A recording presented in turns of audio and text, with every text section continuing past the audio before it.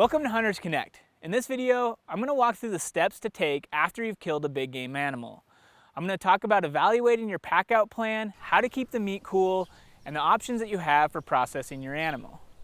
Alright, so you got your animal. The first step you want to take is to make sure that it's actually dead. Approach it slowly and look for any signs of breathing. If you don't see any breathing, you can move closer and take a stick or the barrel of your rifle and lightly touch its eye.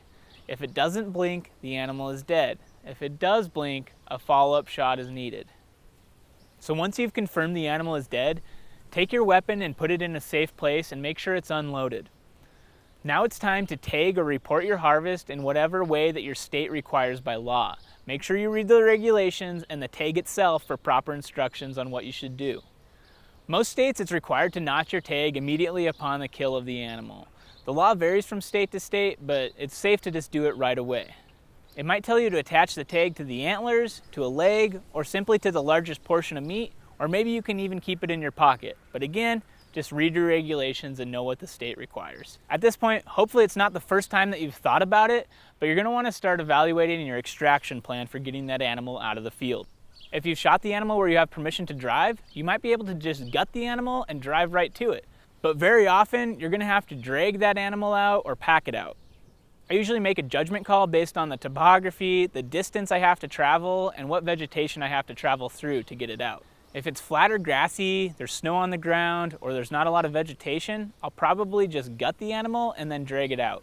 But say it's uphill, or it's a long distance, or I have to travel through a lot of brush, then I'll probably quarter the animal and pack it out. So no matter what situation you're in, whether you've determined to gut the animal or to quarter the animal, you're going to want to cool the meat down as quickly as possible, especially if the temperature is over 45 degrees Fahrenheit.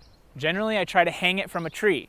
If there's no trees around, just prop it off the ground somehow. You could put it on a sagebrush, prop it on rocks. You want to get as much airflow around the meat as possible. If you're in bear country, you're going to want to get it high off the ground. In fact, in a lot of areas, it's legally required if you're on Forest Service land that you get it 10 feet up, 4 feet down from where you're hanging it from, and 6 feet away from the tree.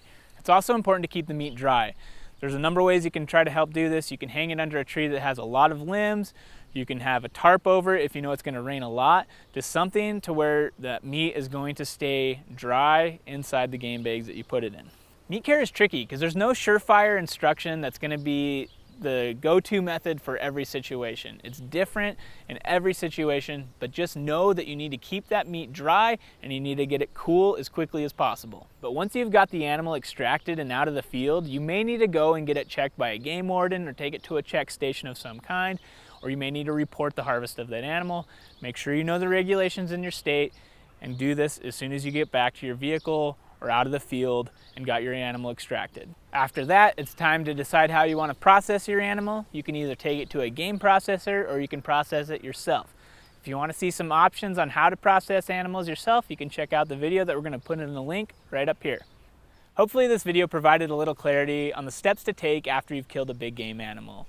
If you have any questions, leave them in the comments below and we'll try to address it. If you like this video, give it a thumbs up and make sure you check out the other content that we have on Hunters Connect. Thanks for watching and good luck this fall.